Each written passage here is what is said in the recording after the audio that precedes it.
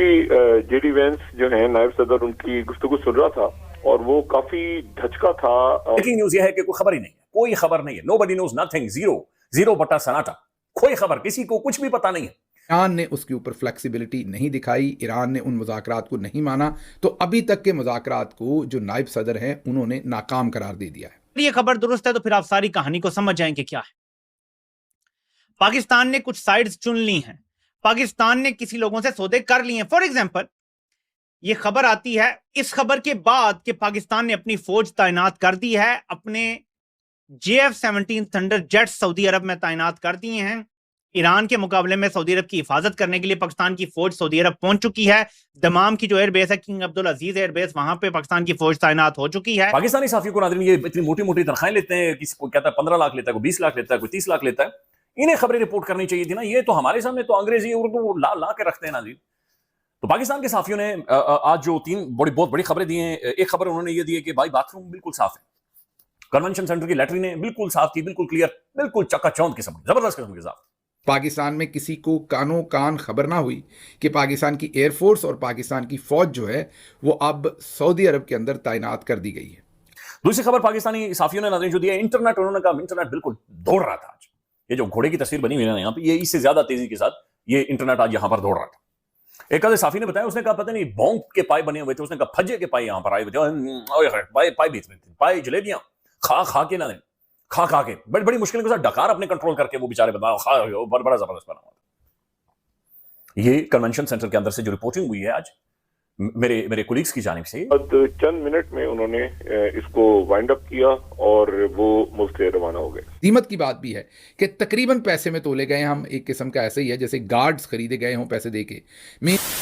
नमस्कार दोस्तों, जय हिंद। जैसा कि आपने क्लिप में देखा, इस्लामाबाद शांति वार्ता फेल हो गई है, जिसके बाद सबसे बड़ा झटका पाकिस्तान को लगा है, क्योंकि कल ही पाकिस्तान ने सऊदी अरेबिया में अपनी फौज भेज दी है और जो पाकिस्तान ने दोनों पार्टियों को झूठ बोला था उसकी भी पोल खुल गई है। दरअसल अमेरिका और ईरान की बातचीत असफल हो गई है। ईरान की ओर से वार्ता बेनतीजा होने की वजह अमेरिका को बताया गया है। ईरान की सरकारी न्यूज प्रेस टीवी ने कहा है कि अमेरिका ने बहुत सारी मांगे और शर्तें रख दी थी, इस वजह से बातचीत आगे नहीं बढ़ पाई। हालांकि अमेरिकी वाइस प्रेसिडेंट जेडी वेंस ने कहा है कि ईरानियों के साथ हमारी कई अहम बातचीत हुई है। ये अच्छी खबर है। बुरी खबर ये है कि हम किसी भी समझौते पर नहीं पहुंचे और मुझे लगता है कि ये अमेरिका से कहीं ज्यादा ईरान के लिए बुरी खबर है। ये पॉइंट्स वही थे जिसको पाकिस्तान दावा कर रहा था कि दोनों पार्टी ने इसको मान लिया है, जिसके कुछ देर बाद सीज फायर हुआ था। वही दूसरी ओर जो पाकिस्तान ने अपनी फौज सऊदी अरेबिया में तैनात किया है उसकी पोल भी खुल गई है और खबर आई है कि पाकिस्तानी फौज को सऊदी अरेबिया ने खरीद लिया है।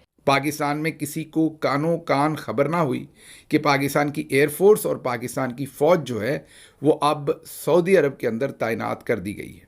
आज सऊदी अरब से ऑफिशियल ये स्टेटमेंट जारी हुई, उसके बाद रॉयटर्स और तमाम बड़ी न्यूज़ एजेंसीज़ और न्यूज़ आउटलेट्स ने ये खबर ब्रेक की और सऊदी जो ऑफिशियल स्टेटमेंट है उनकी गवर्नमेंट की तरफ से, उसने बताया कि पाकिस्तान की फ़ौज जो है एयरफोर्स समेत और पाकिस्तान के फ़ौजी दस्ते, मतलब उसमें हर तरह की फ़ौज है हमारी, वो सऊदी अरब के अंदर तैनात कर दी गई। कल ही सऊदी फाइनेंस मिनिस्टर जो हैं वो इस्लामाबाद में थे। मुज़ाकरात से एक दिन पहले उनकी मुलाकात हुई आसिम मुनीर साहब से और शहबाज शरीफ से। पूरी कौम को नहीं बताया गया कि वो क्यों तशरीफ़ लाए थे और इस सारे मामले के अंदर क्या बातचीत हुई।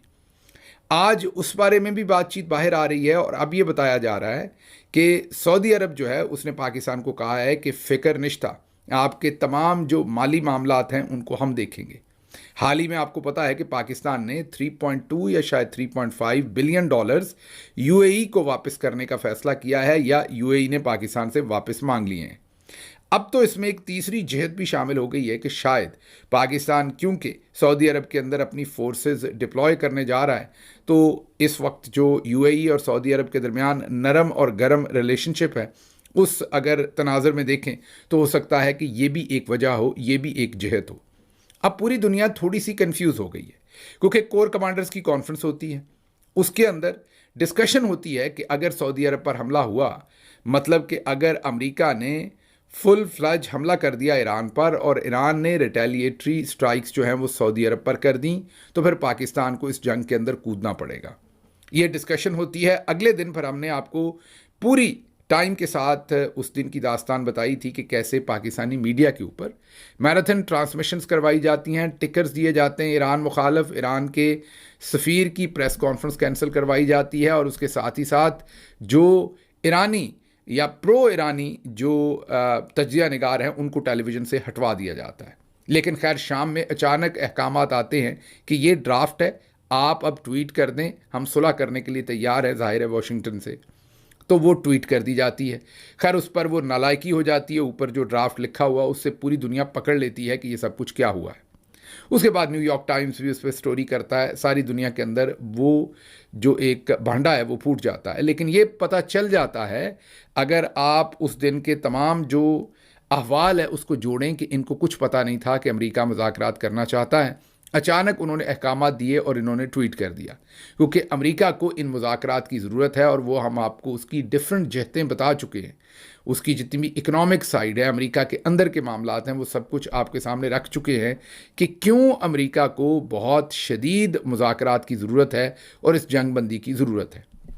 लेकिन आज पूरे पाकिस्तान के लिए ये बहुत ही हैरानी की और शॉकिंग न्यूज़ आई कि पाकिस्तान में ना किसी कैबिनेट के अंदर इसकी अप्रूवल का जिक्र हुआ, ना किसी प्राइम मिनिस्टर की स्टेटमेंट में। हालांकि कल ही पाकिस्तान के प्राइम मिनिस्टर ने कौम से खिताब भी किया।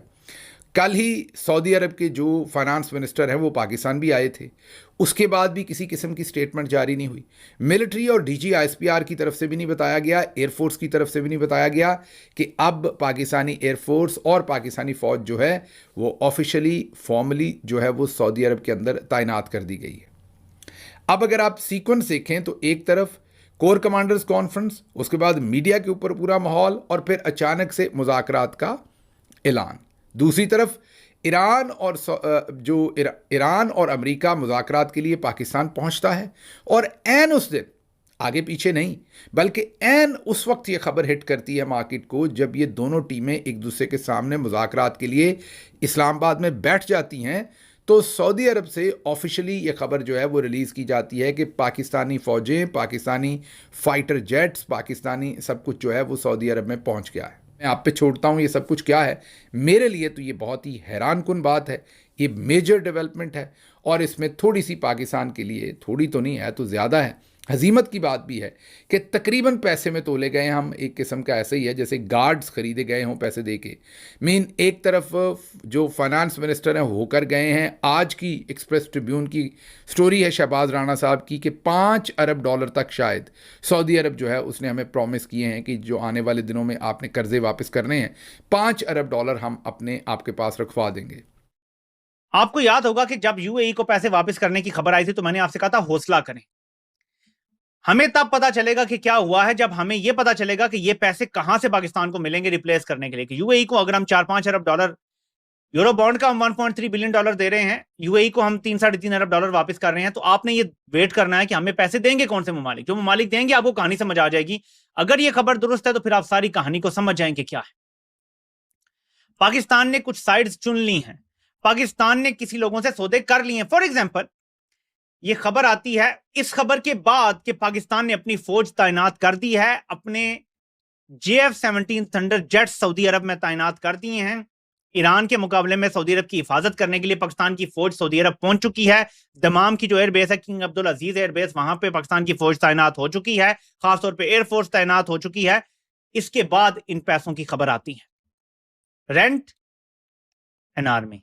ठीक है जी, तो हमने अपना रेंट वसूल करना शुरू कर दिया है, और हमारे लिए जो खदशे हैं वो ये हैं कि जितने ज्यादा ये रेंट लेते जाएंगे, ये रेंट सीकिंग है सिक्योरिटी बुनियादों पर, पाकिस्तान के हालात उतने खराब होते जाएंगे, पाकिस्तान में रूल ऑफ लॉ उतना बर्बाद होगा, पाकिस्तान में उतनी ज्यादा सफाकियत होगी, बर्बादी होगी, बेरोजगारी होगी, महंगाई बढ़ेगी। क्योंकि जब आप बाहर से रेंट सीकिंग करके अपना रोजमर्रा का काम चलाते हैं तो आपको मुल्क की फिक्र नहीं होती, ना आपने अवाम से वोट लेना होता है, ना आपको अवाम की कोई सपोर्ट चाहिए होती है, ना आपको अवाम से कोई तारीफ सुनने की जरूरत रह जाती है, आपको परवाह नहीं होती। आपने आलमी चंद ताकतों को जिन्होंने आपको डॉलर देने हैं उनको खुश रखना है, आप खुश रखेंगे तो सब ठीक।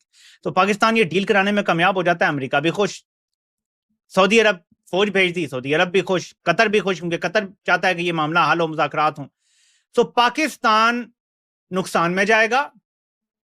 ये जो अर्दली हुकूमत है इसकी पांचों घी और सर कड़ा में होगा।